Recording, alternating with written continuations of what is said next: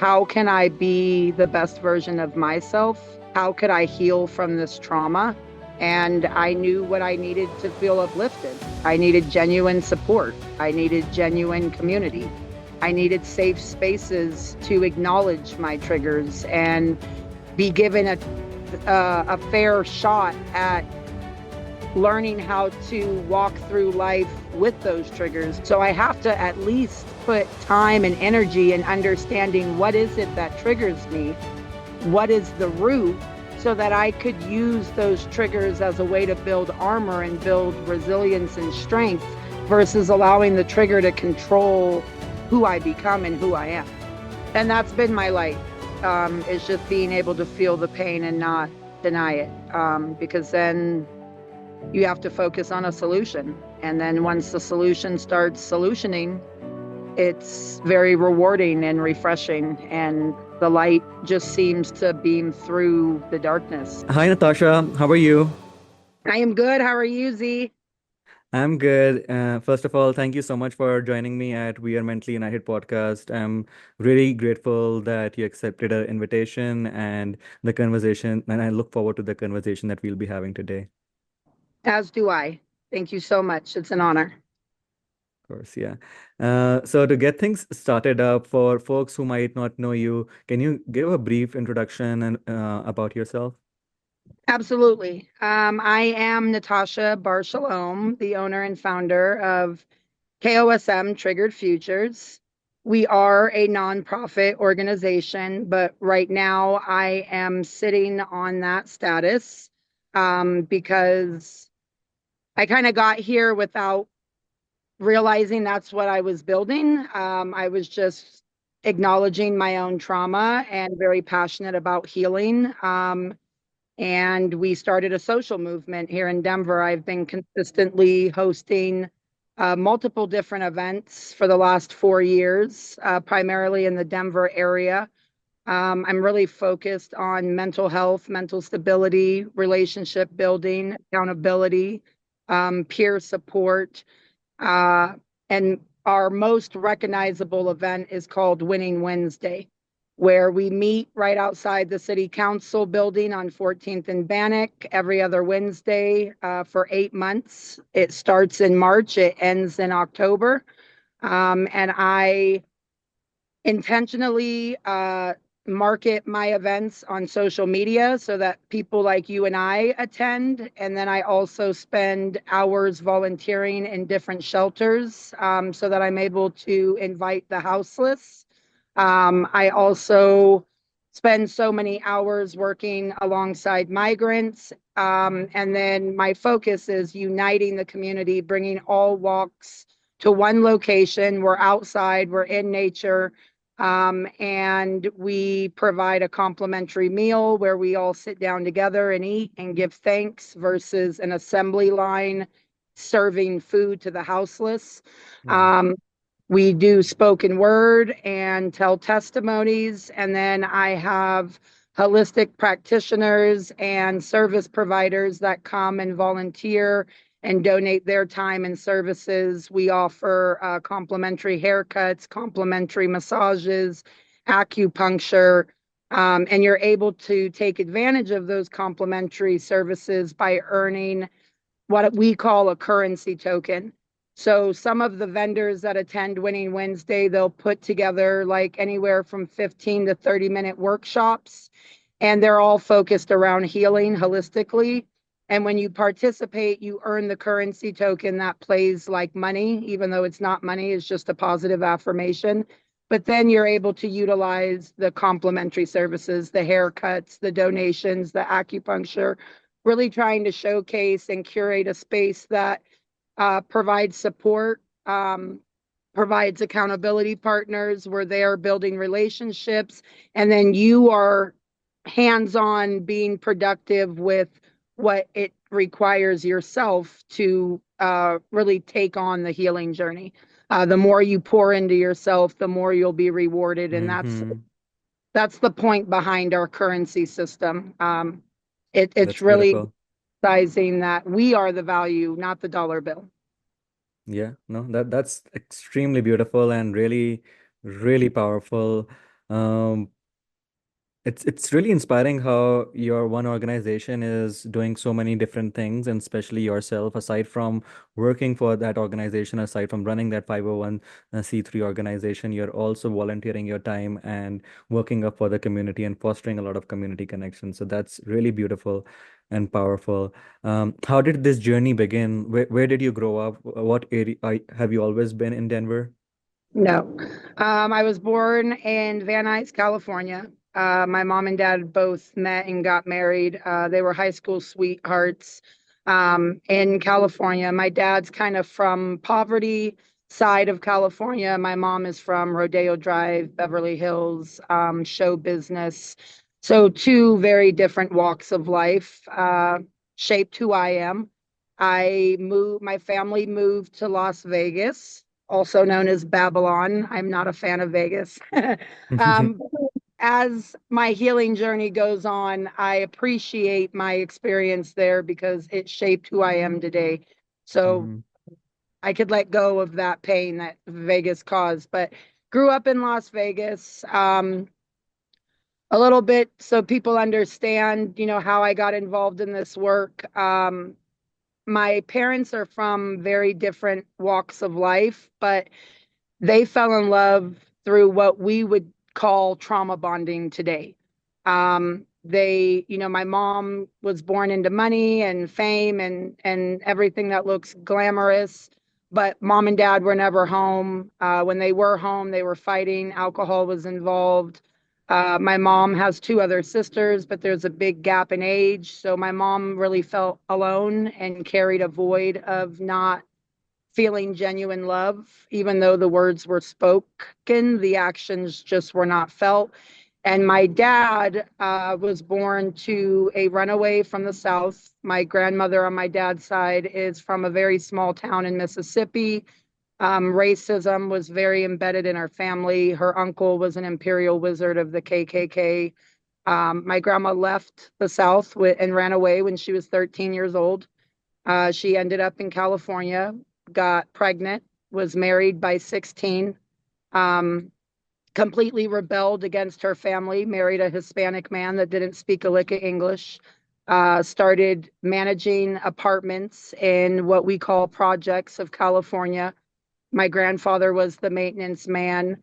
My grandma was very much so an activist, very for the community, but was very stern and didn't really express love. And my dad always felt that.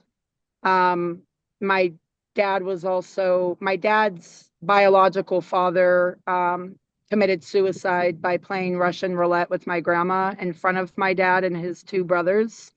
That happened when my dad was 4.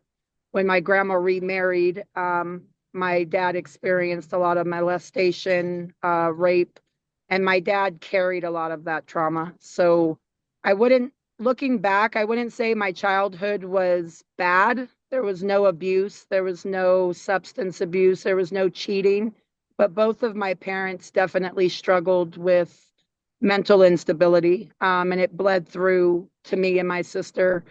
um, and in 2018, to answer your question directly, I fell in love with a man when I was 18 years old. Him and our story is very similar. My parents worked very hard to make sure that we didn't experience poverty growing up. Both my mom and dad made good money growing up. But the second I turned 18, I kind of gravitated towards the streets. Met a man that was from Watts, California, mom addicted to crack, dad not in his life. And we spent 14 years together. Um, I've experienced infertility with my previous partner. I was pregnant 7 times. I have no kids. I've given birth to a baby that was passed at 7.5 months. I've had 2 ectopic pregnancies that caused me to have my tubes removed, and 4 miscarriages. Um, so that was one of my deepest wounds that I felt throughout my relationship with him. He loved me unconditionally, but he struggled with substance abuse and was very addicted to intercourse. which had a lot to do with my infertility journey. I remember when I gave birth at 7 months and the baby wasn't alive. That's one of my deepest wounds. And I had a DNC, and that night coming home, I was having intercourse with a man that was extremely drunk, and just that type of energy. We met in Vegas. We decided we wanted better for ourselves, so we kind of picked somewhere on the map, and we moved to Colorado together.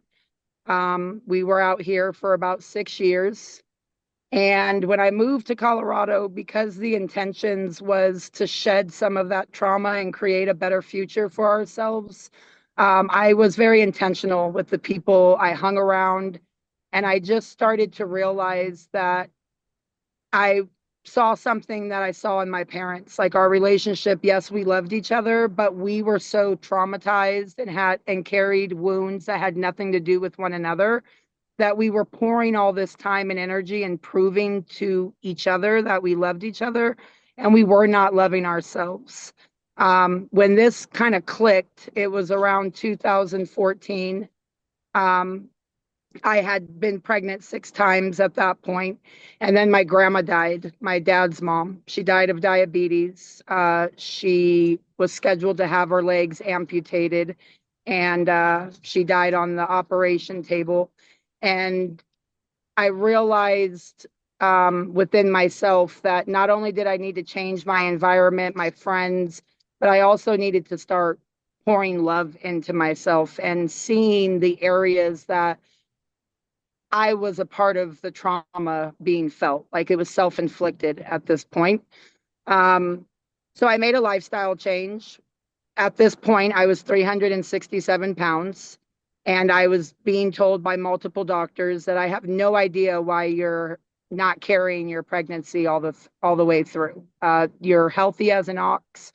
Your ovaries are good. We have, the only thing, miscarriages, the most common thing with miscarriages is stress and trauma, and you've had more miscarriages than anything else.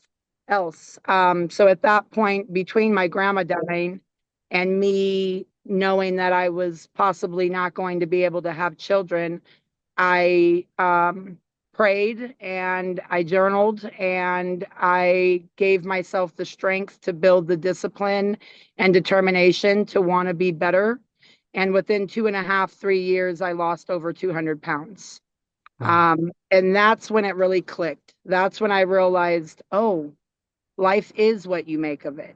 When there's Mhm. structure, when there's discipline, when there's acknowledgement of your pain and what triggers you, um, you are able to overcome it. And from that, I did walk away from that relationship. We were together for 14 years. I realized that if I truly love this man, he deserves an opportunity to start loving himself instead of killing himself trying to love me. Um, and within 28 days of us separating, he passed away.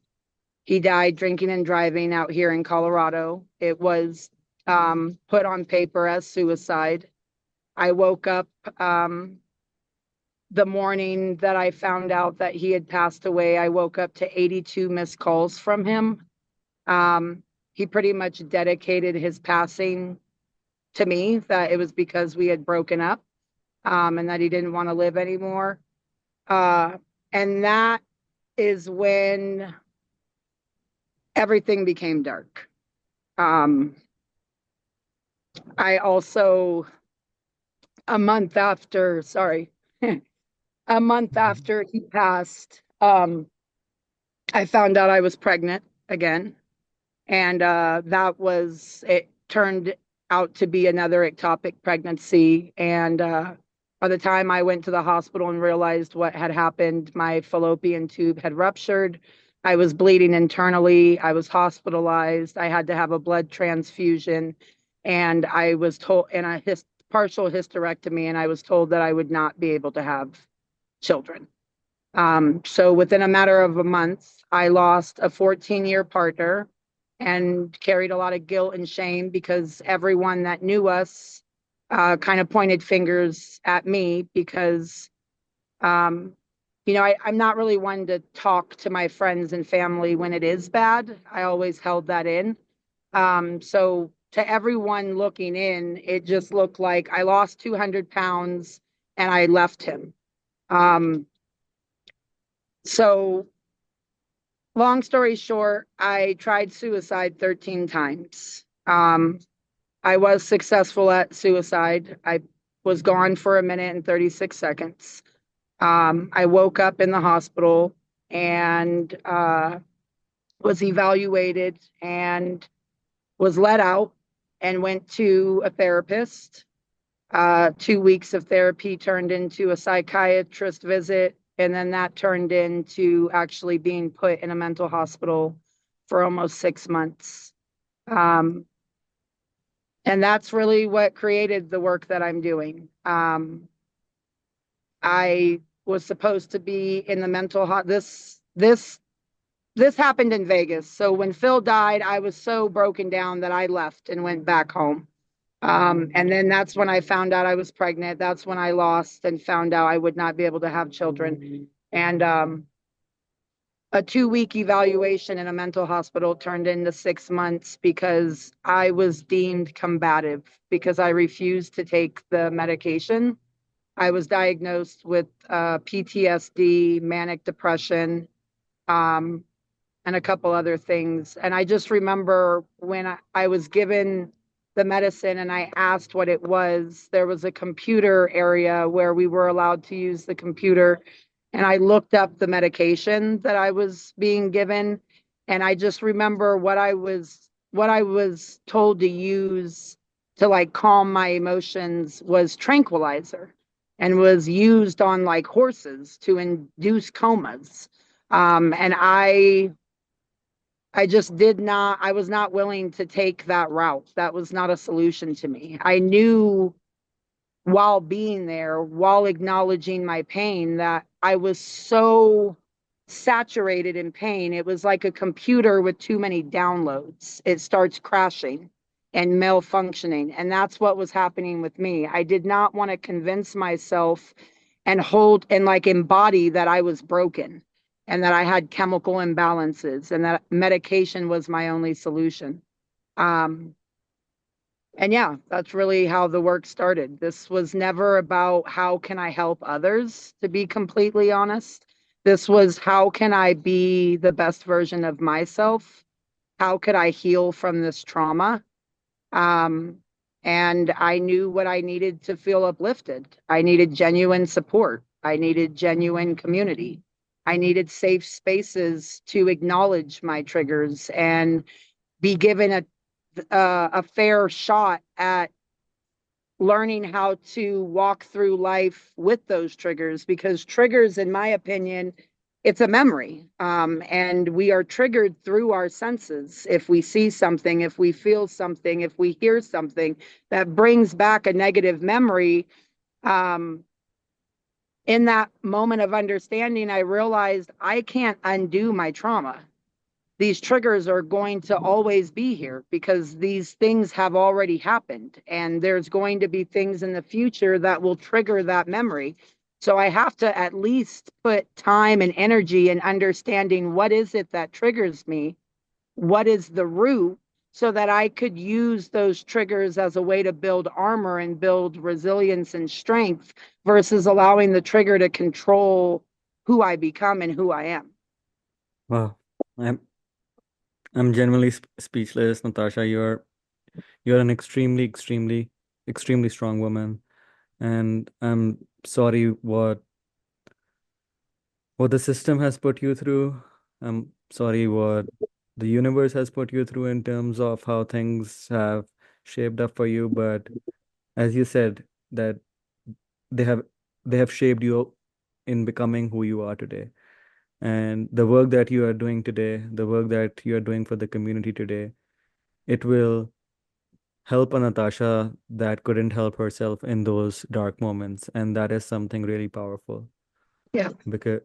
because through your work, you're making sure that no one else walks the path that you did, because your path is not easy to walk. It's a miracle. It's a blessing that you are still here, and I'm so happy and I'm so grateful that you are still here. Thank you. And I feel the same way. What has there ever been anything through those difficult, extremely difficult times that pushed you forward, that gave you hope, that showed you a light when the system was turning you down, when your family was walking away and questioning you? Was there anything that felt like a light or a ray of light coming in those dark times? Being able to acknowledge God's presence, knowing that things that seem very like, I can't believe this is happening, they're not by coincidence. While all this was happening, I was thriving in my work career. I have a career of sales and marketing. I've been promoted to management at every company I've ever worked at. And during this time, I was an energy broker. I was selling electricity to deregulated states. I was also putting in some hours with a startup solar company. And long story short, when I got out of the mental hospital, like I said, my grandma died, my dad's mom. And a couple months after that, while all my stuff was happening, my mom's mom also died. And my mom and dad will really spiraled out of control really, really quickly. So I get out of the mental hospital. I'm at my mom and dad's house. I haven't lived at home for quite some years now. I left the second I turned 18, and I'm seeing my family in a light that I've never seen them. As a little girl, I've always felt their pain, like their childhood pain, but it was never really spoken about. But when I came back, my mom and dad had become addicted to opioids. My sister was struggling with addiction, and they just did not have the mental capacity to be there for me in any shape or form in any type of way. I remember my mom, as long as I could remember, she has been a workhorse. And she was a mortgage underwriter at Citibank for like almost 13 years. And due to her opioid addiction, she lost her job. Um, I, for the first time, was seeing eviction notices served on my parents' door. And me being the person that I am, even during dark times, I still, because of my pain, I think it's very easy for me to see the pain that other people go through. Um, so I didn't want to, for some reason, I was able to completely like shut out what was going on at work. And I didn't want anything going on in my life to bleed through. So I, even though I could have reached out to the company I was working for, um, and like explained to them what was going on, they would have probably like advanced me because I was one of their top sales rep, and hitting my quota was never really an issue. But instead, I wrote my sad story on a piece of cardboard, and I went and sat by the Walmart shopping center by my mom and dad's house, and I just held the sign in front of me and cried. Um, and tried to get money to help my mom with her rent by doing that. And in the midst of doing that, on like the third day of doing it, I had a Range Rover pull up on me with this kid that looked like he stole his mom's car. Like he didn't even look old enough to drive. He rolls the Mm-hmm. window and he has a Rolex on, and he's like, something is, I don't talk to homeless. This is what he tells me. I don't pity the homeless, and I don't give to people that are telling their story on a piece of cardboard asking for money.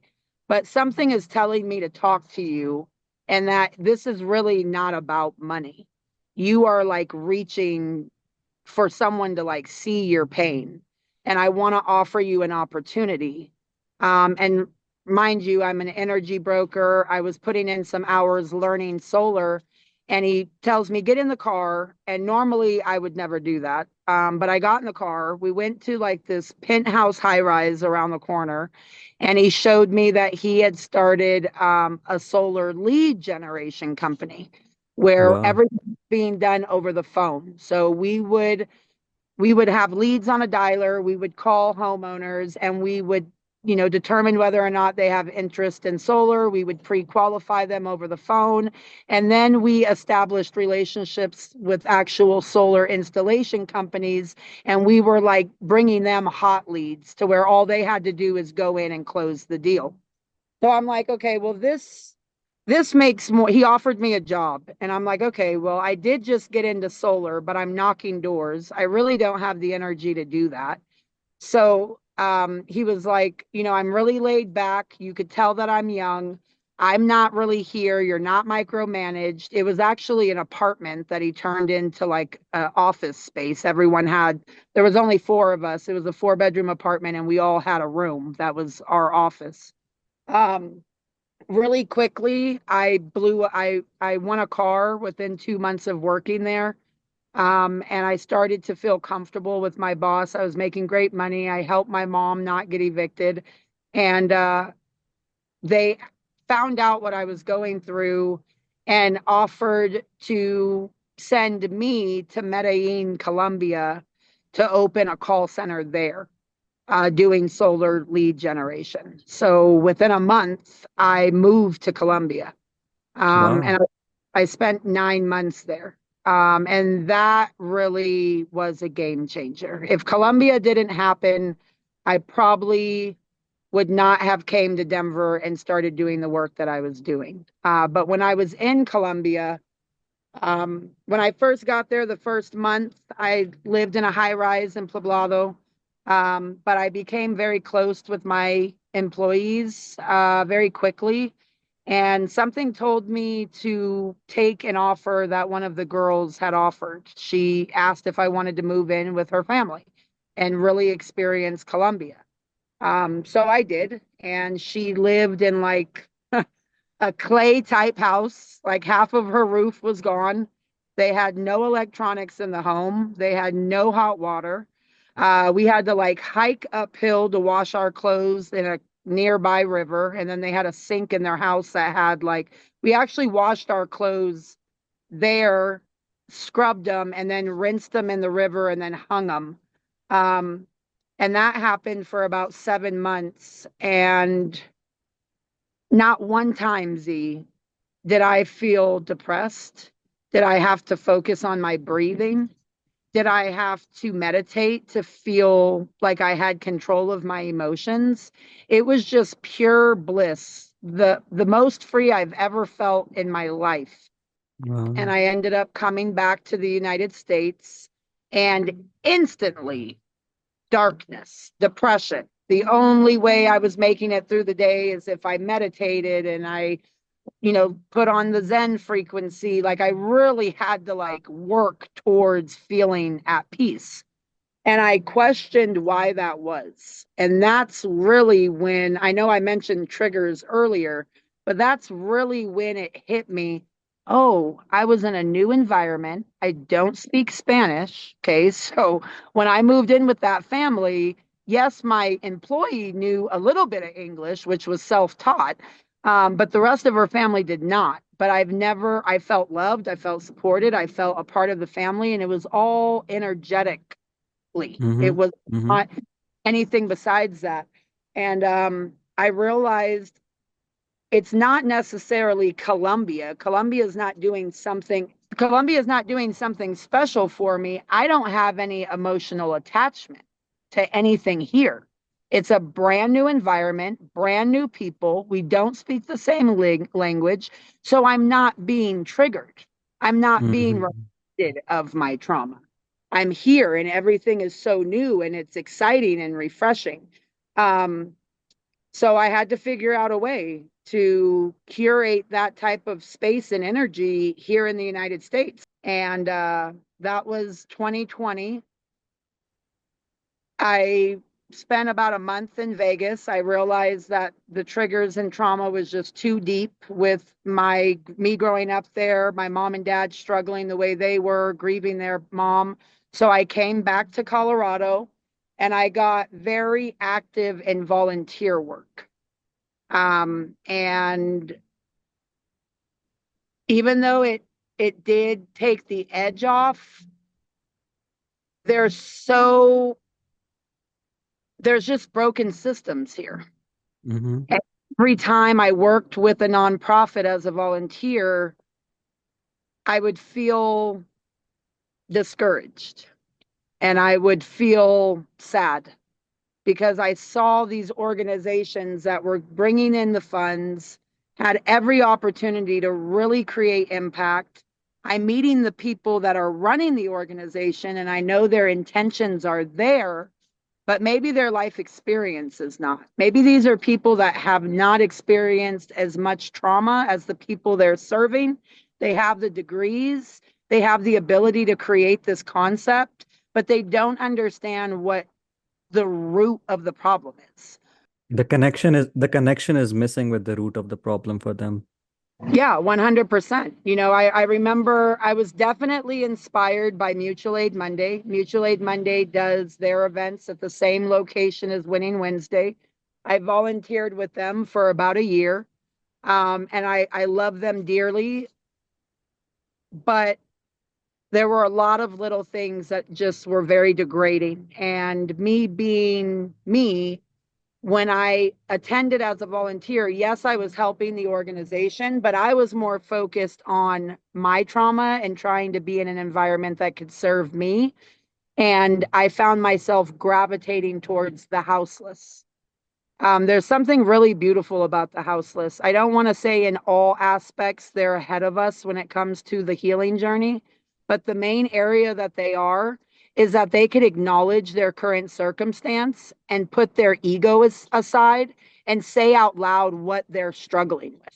Where a lot of us are taught to fake it till we make it, and we don't acknowledge our pain, and then Mm-hmm. we're causing pain for the people we love around us because we don't see the bad behavior, like that we don't see it within ourselves. um but like just little things like Mutual Aid Monday, they provide food, but it's a long assembly line. All the volunteers have masks on and gloves on. They barely make eye contact with the houseless, and they're just slopping food on plates. And there's no interaction, there's no communication, there's no thanks being given. There's no asking, hey, do you want this? Are you allergic? It's just, here, you're in need, take everything we have and get out of my face. And it reminded me of like what you see watching shows about jail or prison. Like, you Mm-hmm. have a cardboard tray, it has cutouts, you're getting slopped food that you don't want. There's no interaction. You're not allowed to touch your own plate until everyone has put the food on it. And it's just degrading. Um, and about 6 months of doing events with them, they're bringing clothes, the clothes are just being thrown on the floor and they're having to go through the bags. Like, when I saw that right away, I remembered, being 13 years old and getting ready to start high school, like going into freshman year, and starting school on the first day in my cousin's clothes. Like, it made me feel sad that I didn't have a brand new Your own outfit. clothes. Yeah. Imagine sleeping on the streets, dealing with all that pain that comes with that. And then when you're getting clothes donated to you, you're like having to go through bags in the middle of the street in front of people. Like, that's degrading. Mm-hmm. So they're really able to appreciate and acknowledge how much you're trying to help them. To them, they just feel they're just being validated that they're a charity case and a lost cause. Um, so I started Winning Wednesday. But really, just your direct question was, through all the darkness, what has been like that peak of light that's kept me going? And it's really just not avoiding the pain and allowing myself to feel it. And that's been my light. Is just being able to feel the pain and not deny it. Because then you have to focus on a solution. And then once the solution starts solutioning, it's very rewarding and refreshing. And the light just seems to beam through the darkness. You know, it's not equal. The darkness serves 100%. the Yeah. purpose. You can't seek the light without the dark. And I felt that working alongside these nonprofits. They have the means, they have the degrees, but they don't have the experience, and that's the gap. No, that's very true. They just don't understand what these people need. Mm-hmm. Because I feel like a lot of them have not been through it. A lot of them have not lived through it. And that's where the disconnect usually comes in from. Yeah. Um, I'm also a very firm believer that things happen for a reason, and God is guiding us up towards a direction that we have to eventually get. In the moment, we don't see it, but as life goes on, as you become resilient, as you keep walking, upon reflection, upon looking back, you're like, okay, these things happen for this reason, and this is why I'm here. And just like as you said before, like life is what we make out of it. Yeah. And we have to keep believing, and we have to keep moving forward and finding different angles, different sources through which that could help us forward. But running away from pain, running away from discomfort, it's never going to work in that regard, because life is never linear. Life is always ups and downs, ups and downs. So even when you're up, you should be expecting the downs coming, and you should be preparing for it in a lot of different ways. Similarly, you can run away from trauma, you can run away from sadness, from feeling things or from feeling emotions, but somewhere along the line, it's going to catch up. And when it catches up with you, then it's going to burst out. It's not just going to flow. So I see emotions more like water, like they are very free flowing. They're like an ocean of water or a huge big river of water. And when people don't feel those emotions, they start building. It's like you're building up a dam, or you're building up a reservoir. You're building up different stones. You're putting up stones to not feel that water, and you're not letting it flow freely through it. What's going to happen is that that water is going to keep on combining up together, and then eventually it's going to break up the reservoir, and it's going to flood you down. Yeah. So it's always important to have those narrow paths where you feel those emotions and recognize what the problem is, so that you can then find a solution. Because if you don't recognize there's a problem, you're never going to seek for a solution, and then you're just going to become used to it.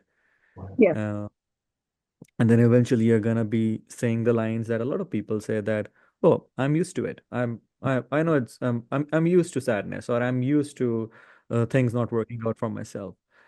But it's all about mindset, and I feel like how your journey, although it's been extremely traumatic, the work that you're doing, the echoes that your work is gonna cause within the community, it's gonna bring up an abundance of support and comfort for a lot of people who don't have that light, or who sometimes don't have that perspective of seeing that light. Because even having that perspective is important. 100%. One of my favorite stories in the Bible is just when life was created and how simple. And I think we lose sight. We focus in on words that are said in the Bible, and we allow it to create doubt and confusion. But it really is a simple foundation. And he created he spoke life into existence. Mm-hmm. And what we speak stems from a thought. Uh, Mm-hmm. a better life really is all about your perspective and having mental stability. Um, and it's just, I'm excited. I know people, I'm an advocate for telling your story. And some people, especially in a time where mental health is a trending topic, and the way healing looks is presented so like, a bath and candlelight and meditating. That's a part of it. But again, the big part for me is feeling. And I I feel stronger every time I have an opportunity and I'm given the space to tell my story, because it just Mm-hmm. reminds me it allows me to hear what I've been through and where I'm at right now, and it's exciting. I don't want anyone to feel like talking about your pain is dwelling in it. Mm-hmm. Um because that's not the case. And so many people I've been told, like, girl, Phil died like in 2018. It's 2024. I don't speak about it with sadness. It has been the light. Like, yes, that is my deepest wound, but that has been also one of my most rewarding experiences, because I would not be here today talking to you, Z, if I didn't experience Mm-hmm. that. Just, I tell whoever's listening, like, please tell your story and tell it with confidence and know that it's a testimony and it will do what it's meant to do. The same thing the Bible is meant to do. You know, a lot of people question their faith. And I was one of those people. And I think for me, it was because when you listen, when you go to church or when the Bible is being read to you, it's delivered in a past tense form, like an energy that this happened then and it's over, meaning it's not happening right now. But when I read the Bible and I'm, learning about John and Matthew and David, every time I'm reading these scriptures, I'm able to come, like, I instantly think about friends and family and people I've encountered here on earth today. Just Mm-hmm. because Jesus is not walking the earth doesn't mean that his work and presence is not here. And I truly believe that people like you and I are also disciples in many ways, and we're meant to tell our story. Because you don't know who's listening and who needed to. This is a form of support. So, again, thank you. 100%. No, thank you again for sharing your story. And going back to KOSM triggered futures, you mentioned about Winning Wednesday. You also have a collaboration with Bird Call Restaurant where you do fundraising and stuff. Can you speak a little bit about that? Yeah. So, in the midst of doing all of this, I actually started working at Bird Call. I worked at the location on Franklin and Evans. And just like all my other jobs, within a month, 2 months, I was approached by manager and asked if I would be interested in training to become a DM. Um, I contemplated, but I knew my sister is in the food industry, and that was like my first time working at a food chain. So I had no idea, what that looks like. I'm used to working in a call center environment or knocking doors, in a very salesy type of environment. And I called my sister. I remember calling my sister and telling her, like, I'm not a nonprofit, but I know I'm building something. I know the impact my events have on the community. At this time, I had just got contacted by Denver 7 and was told that I was nominated as a hero and they wanted to come and cover Winning Wednesday. Wow. So at that point, that's when I realized my lifestyle change was becoming a brand, was becoming a business. I'm a ninth grade dropout. And I have a lot of self-sabotaging beliefs behind that. Like, I'm very insecure that I'm not educated enough to ever build a business or become a business owner. So I didn't I didn't start Winning Wednesday with a goal to build a nonprofit. I actually was approached by Mayor Mike Johnston and was told, like, you need to apply to become a nonprofit. But when I was talking to my sister said, you're you're succeeding with Winning Wednesday because it's about you and you're actually being authentic and you're acknowledging your pain and you're telling your story and it's making impact. And I really want to encourage you to stay on that path. I would not take the GM position because it's going to require a lot of your time. Like, a general manager is very invested in their store. And I just don't think that would make sense. So I came back, I told the manager and I told them about my events. And they were super understanding and supportive and, really sat me down and broke down their mission statement and their vision and how Wow. they were created. And, Bird Call at that time had only been around, I think it was like year 4. And they're really focused on like community involvement and like changing the fast food industry. Like, you could still have quality food and have, a small bill, but not be eating like processed, like they have vegan and gluten. And we were really able to connect. That made me excited to continue to show out and be the best employee I could be, but not take that position. So they realized how good I was with people. So they were like, how would you feel to be like the main person on drive through? And like when customers come in, you greet them and you take their order if they're paying with cash. Um, and within a month, I was then tapped on the shoulder again, and the manager was like, "Where did you come from?" And like, "Who are you? What are you doing?" And I'm like, "What are you talking about?" He's like, 92 five-star Google reviews working the drive-through. Like, you're just killing it. Like, the people love you. Mm-hmm. You really, like, we want to support you in any way that we can. So that happened. And then, like 2 days after that conversation, is when the actual interview took place with Denver 7. We were on the news. And then one of the managers saw me on the news. And he was like, "I would never tell an employee like you to quit, but you need to go all the way in what you're doing. Like, we support you 100%. You have our support. Anything you need, come to us, but go out there and do this full time. Build a nonprofit, educate yourself, and do Wow. what you need to do to turn this into something, because you're doing something beautiful and Denver needs it." So the first couple of months, they supported us by donating food. So when I did Winning Wednesday, instead of paying a catering company out of my own pocket, which is what I was doing, because I really also don't like giving people food that they don't want to eat. And a Mm-hmm. lot of profits, they give whatever's donated to them. So I was paying, at this time, before we ended up on the news, my events had 20, 30 people that came. They were repeats, but my events weren't huge. I went on the news, and the very next event, I had 217 people at Oh, my. wow. So I'm like, Beautiful.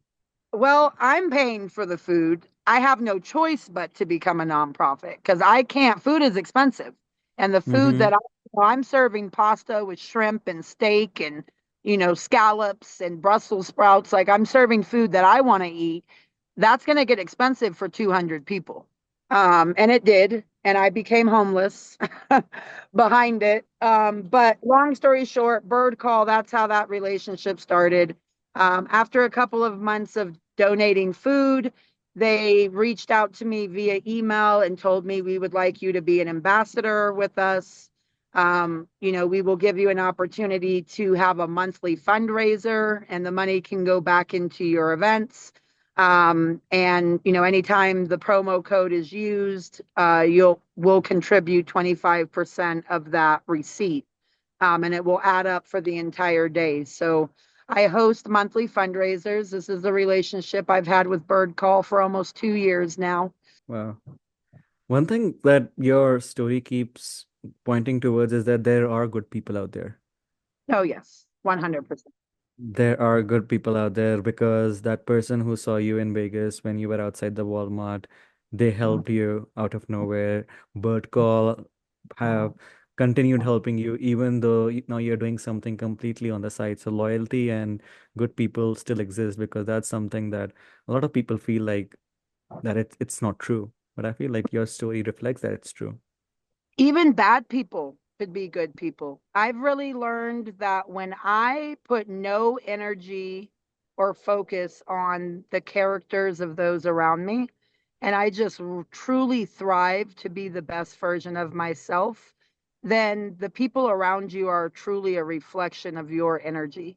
That's true. So I truly believe that we're all deserving. I believe that we're all God's children, and we're all great people. It just depends on the frequency and energy that you're sitting in and what you're projecting outward. That's what you're going to feel back.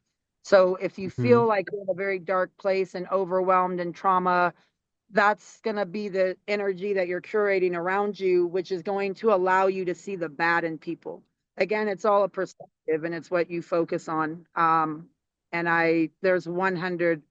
I think humanity is amazing. All people. 100%. Yeah. Look, there good people exist, bad people exist. Good people can also do bad things in certain situations. Similarly, bad people can also do good things in certain situations. And you put it really beautifully when you said that they are a reflection of who we are. So we should only focus always on putting out good energy, positive energy. And if everyone does that, if everyone has that mindset and does that, then of course there is going to be only good and positive energy. You also work on a really interesting project, which is Metamorphosis, the fashion show. Do you want to touch a little bit on that? Of course. So again, going backwards, mom was born into show business. My grandfather on my mom's side was a well-known, famous entertainer. That's actually why my family moved to Vegas. My grandfather was the opening act for Debbie Reynolds. Debbie Reynolds is my mom's godmom. We used to have Dick Van Dyke over for dinner, and old school Hollywood is what was my mom's side of the family. So that's a part of who I am, being on set, being at casting calls, rehearsals. My mom has done makeup since I could remember.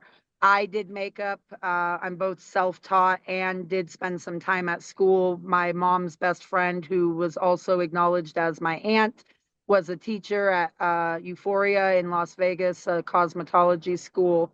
So,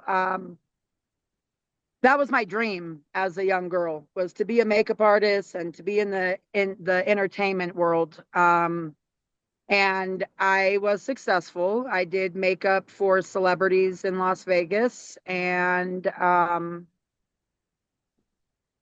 didn't like it. um, the average person that is spending $100, $200 to get their makeup done, we're very different people. And I felt very uncomfortable. I felt very much so like this person's servant, peasant, more than not. I wasn't appreciated. It was just a very degrading atmosphere to be in. So I, kept my love for makeup through all of what we just talked about. Fast forward to being in Denver. Denver is very athletic, outdoorsy, a lot of hippie energy. So a lot of people are not so focused on their appearance, getting their hair and nails done and makeup, which is what I'm used to coming from California and Vegas. Um, so I stood out very easily here. I never had to promote that I was a makeup artist. Everywhere I go, I'm acknowledged for my makeup. So without even trying, I was asked one time to do makeup at a well-known studio here in Denver called Void. They do a lot of fashion shows. And before I know it, in the midst of doing Winning Wednesday and all the things, I started doing makeup. I did makeup for 27 DFWs, like Denver Fashion Week. Just a Wow. lot of makeup. And then again, I'm always able to see the areas that need help. And in that industry, fashion and music and entertainment, there's a lot of trauma and there's a lot of self-inflicted trauma. So while I'm there doing makeup and watching these productions, I'm getting an idea, well, how can I put together a production and try to create change in the industry? I'm sitting there when you're doing makeup, you have a lot of intimate, you're spending one-on-one time with the model. And almost every model that sat in my chair would have nothing but negative things to say, but they're still showing up at every show. And so I'm like, I want to curate a show that really showcases that your story is your armor. So pretty much Metamorphosis, I had 3 or 4 houseless models. I had some attendees of Winning Wednesday, some volunteers of Winning Wednesday, and the first half of the fashion show was more of a presentation. So they acknowledged their trauma. They made a video about it. We showcased the video. And instead of walking the runway all dressed up, they were able to be creative around the space of what they felt they looked like during their time of trauma, really allowing them to feel it. And they Hmm. presented That was the first half of the show. So it was, the lights were dark. Some of the girls, the story they told was about like promiscuity. One of the girls was born into a cult that was very focused around intercourse. And like that's what she wore on her first, like a see-through body outfit. Um, and they showcased that. And then the second half was a video showing of all the things that they do in the community, what their brand is, anything positive that came from the negative. And then we did the full makeup and hair. I had one designer that dressed them. The designer is Clay and Create. She creates art and clothes out of trash. So it really like aligned with the concept, and they got all done up, and they were able to walk to their transformation, showcasing that they're a walking Wow. testimony. And yeah, that's metamorphosis. We actually have a second part of that happening on February 22nd of 2025. I'm in the middle of producing my second show. Wow. Well, I'd love to attend it, so please keep me in the loop. I'd love to come and support it. And it's really powerful how you find light in the darkest of the things that are going on, and how you use it with your expertise in terms of not just empowering individuals, but reflecting their stories for the whole community to see. It's really, really powerful. Thank you, Z. Another question that I wanted to ask you about is something that you have been working out for the last few months, which is your book. Can you share a little bit about that? What process is it in? I was hearing that it got released, or it's getting released soon. That's funny that you say that. Um, so definitely have not been working on this for months. Okay, so again, we're gonna rewind. If I tell you every detail, we'll be on the phone all day long. So I All that think long, that yeah. we only have about 20 minutes for what was scheduled for today's conversation. But um, when I was in Colombia, I was invited by the girl that I was living with to a healing retreat, right? That's all she told me. She knew my pain that I came there with. And she was like, "You just seem so happy, and I want you to go back to the States with that same energy. So come to this healing retreat." She gave me very little information. It's like up in the Amazon, it's like in the middle of the mountain. Shamans are there, and it's going to be beautiful. So when I get there, it's a 7 day retreat. The first 3 days, I don't catch on to anything. We're eating fresh food, and we're dancing, and we're writing letters of intention, and we're doing all the beautiful things that I had done here in the United States. So I didn't think anything of it. The third day, we're like sitting around this tree, and they have an interpreter there because the shaman, like the actual one that did the ceremony, she comes out. She doesn't speak any English. She's like this little old lady that everyone, you could feel how much they like respect her, like she's magic or something. And the guy interpreting, like, I just am catching little things, like if you're a woman and then you're on your menstrual cycle, like, please let us know. You're not going to be able to participate in the ceremony. Like, they were asking about substance. And so I'm like, what are we about to do? And then they start talking about the power of the mother tree. Long story short, I did ayahuasca, Wow. and I had no idea I was doing ayahuasca. I had never heard of ayahuasca. It was, I'm very glad I did it, but in the moment, it did not feel that way. It was very, very, very, very dark. I purged. I went to the bathroom on myself. I threw up. Like it was pretty intense. But after doing that, I've had this vivid dream at least 10 times over this time span that not one detail has changed. I'm wearing the same outfit every time I dream the dream. I'm standing on stage. I'm speaking to thousands of people. And then I'm sitting on a couch. I'm being interviewed by someone that I can't make out. It's a Black woman, but I can't tell who she is. And I'm talking about a book. So after like the third or fourth time, I start writing in my journal, like, I think this is a spiritual download. Like, I think this is attached to ayahuasca, like I'm seeing the future or something.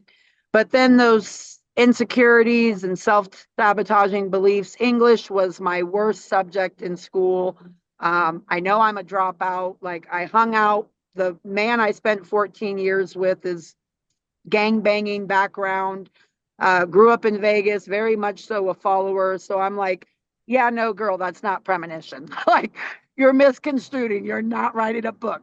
So I let it go. I let it go. I let it go. I keep having the dream. I keep having the dream. Well, like I said a little bit earlier, through the mist of after Denver 7, I've been on the news in Colorado 5 times for Winning Wednesday. And my events are growing and growing and growing and growing. And I'm still keeping up with it, keeping up with it. So it got to a point where every month for 8 months, I was served an eviction notice. And I prayed on it and I just kept being told to keep going. And I didn't care that I was being served eviction notice. I was taking my rent to pay for the food for Winning Wednesday because that really was the only cost. I don't have to pay for a venue, it's outside.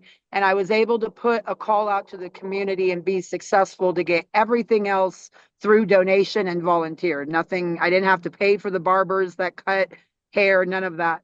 Um, but I did in November of last year, I got evicted and had to leave and was houseless. And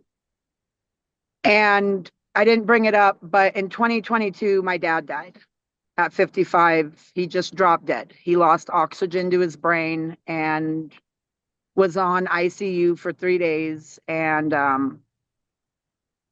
yeah, so that happened. Stay focused on the book. Okay, the book. So uh, I it was obvious, my mom is grieving a 39-year marriage. I know opioids are involved. I know my mom very well, and I know she's just gonna, it could be really bad really fast. Mhm. So I'm like, okay, if I'm houseless, I meant to go back home. I took it as a sign, like, go back to your family. So I went to Vegas. I was there, and it just every day I felt like you need to get back to Denver. You need to get back to Denver. You need to get back to Denver. Well, in January, I get a call from the Giving Forward Project, and they told me that I was nominated and won, and I was getting a grant from them. Well, Um, and I explained to them everything that was going on. They told me, for us to give this to you, it is to serve the Denver community, like you would need to get back. So again, I explained what was going on. I asked if any of it is allowed to be a salary for me, or does all of it have to go towards the event? Because I would use some of that money to get into an apartment in Colorado of my own. And they, we ended up working it out, and they did a certain percentage of the grant to be used to move into my own place. Well, finding your own place with no proof of income is not that easy. I prayed on it, mhm. I prayed on it, I prayed on it. The designer that was a part of Metamorphosis called me and said that she had just moved into an apartment on 13th and Vine, and it was very, very easy to get in, and that she also didn't have proof of income. So I applied, and I got moved in. I moved back to Denver. This happened July of this year, and I'm here. And when I first move in, I'm able, like, I could tell, again, my grandma was an apartment manager. So I knew with how easy it was to move in that there were going to be issues at the apartment. It wasn't going to be like the best experience. Well, within a month of living here, I had no working stove, no working oven. Water some days didn't work, and I'm starting to get frustrated. And then I'm scrolling one day on Instagram and I see this Venezuelan gang takeover happening in Aurora at a CBZ property. And I'm like, CBZ, wow, that sounds really familiar. And then like 2 days go by and it's right around rent being due. And I get an email like, hey, your rent's due, just a reminder. And it's CBZ. So I then realized that I moved in to a CBZ property and I'm now living under the same landlords that are attached to this Venezuelan gang narrative takeover. Now I have a soft spot for Venezuelans because when I was in Colombia in 2019, 90% of my employees were actually from Venezuela and were on their way to the United States. Like I knew about a large amount of Venezuelans coming to the United States prior to them coming here because I was in Mhm. Colombia and was watching it happen.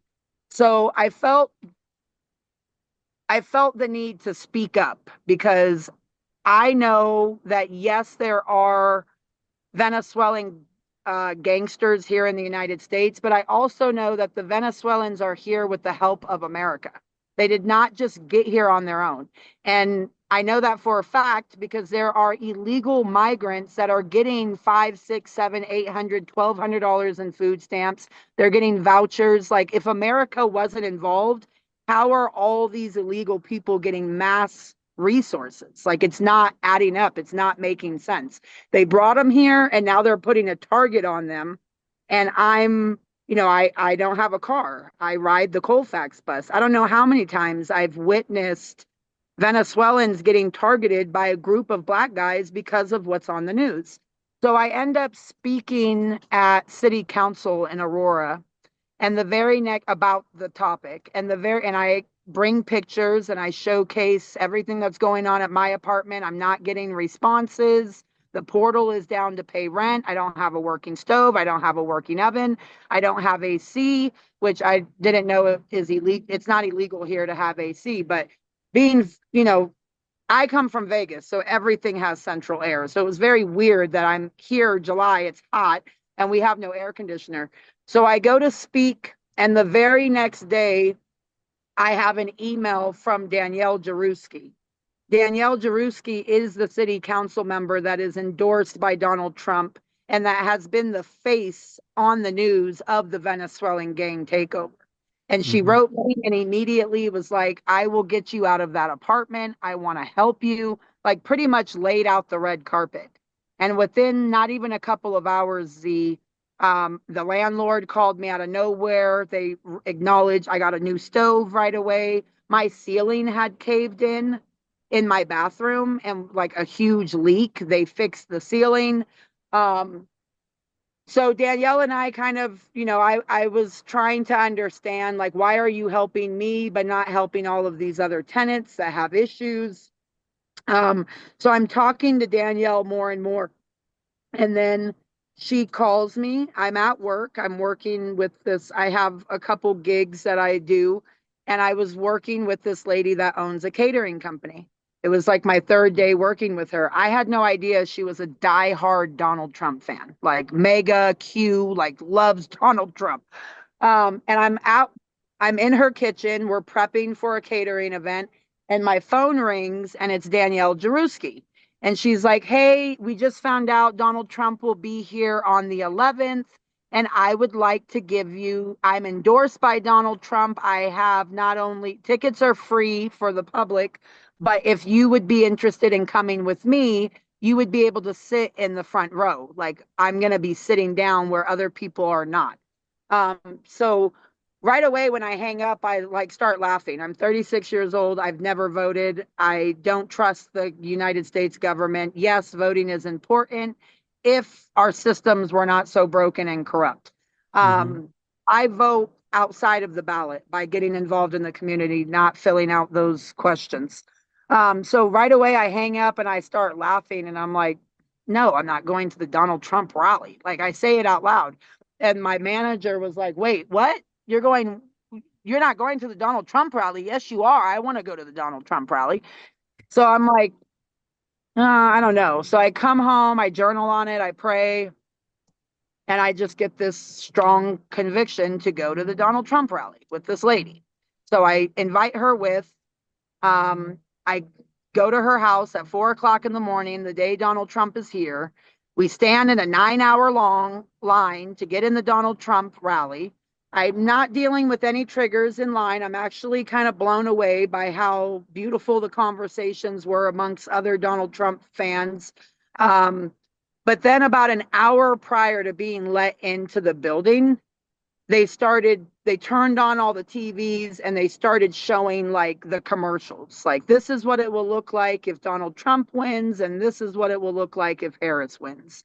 And I just remember seeing a big picture of like Mexican gangsters. Like, the one of the guys in the picture had a huge 13 tattooed on his face. I'm from California. I know who Sureño 13s are. That's not a Mm-hmm. Venezuelan gang. So I just start getting triggered, right? And I tell Kim, I'm like, I'm going to go inside, but I think I'm going to give you my seat, because I was able to see like, we were getting closer to the door so I could see the venue. And I'm like, from what I see on the outside, if I take that seat, I'm going to be trapped. Like, there's thousands of people behind the seats. I'm not going to be able to get out. And I'm letting you know now, like, you and I are here for two very completely different reasons. I'm not a Trump supporter, and I don't agree with the narrative that brought him to Aurora. Like, I'm not going to be able to just sit here and listen to 10,000 people trust this narrative that he's telling people. Like, Venezuelans are here to take over the United States type of energy and paint them out as criminals. So I kid you not, she takes the seat. I'm standing, we're inside now. I'm standing way back. And this is the 11th of October. Mm-hmm. I legally changed my name to Barshalom. Barshalom is Hebrew for God's peace. That happened when I came back from Colombia. I wanted to claim that. Um, I also celebrate and study like Hebrew when I'm reading the Bible. Like, when things really hit me and I feel it when I'm reading, I always look up like the Hebrew meaning of what I'm reading. And I was celebrating Yom Kippur. Yom Kippur was also that weekend. It's the holiest day for the Jews, Mm-hmm. and fast and all of that. So I bring that up because I hadn't ate in 2 days when I'm at the Donald Trump rally.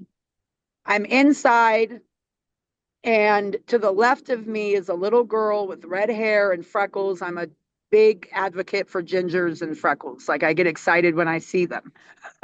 So I'm like really gravitate, like I just keep staring at her and she's staring at me, and she's like 7, 8 years old, and she looks up at me and she's like, do you want to talk to me?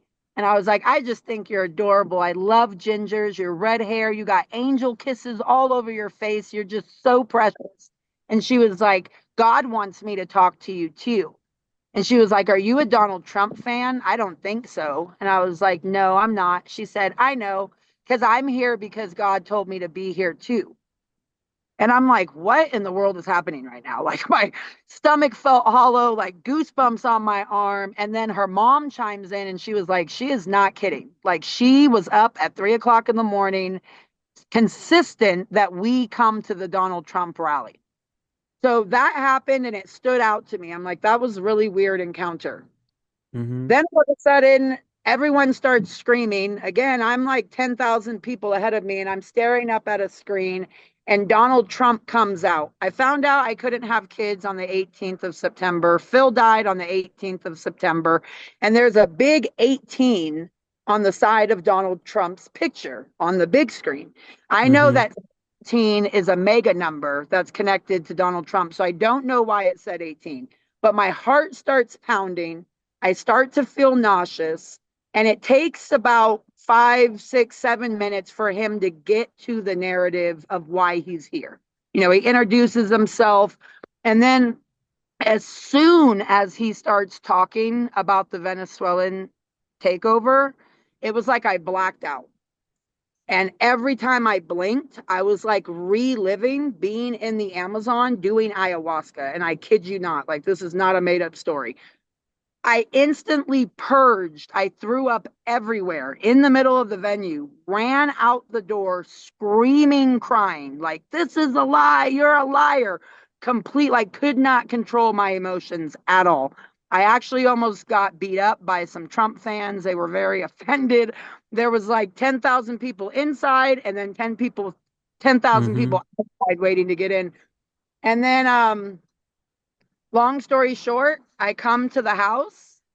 I go right to my Bible. I turn on Evelation's worship, my favorite, way to listen to the word, through music. And the song Blessings is on. And I grab my phone and I just start typing 100 miles a minute. I wrote my book, 24 chapters, 98 pages in 2 days without any sleep, nonstop, just writing, writing, writing, writing, writing, writing, writing, writing on my phone.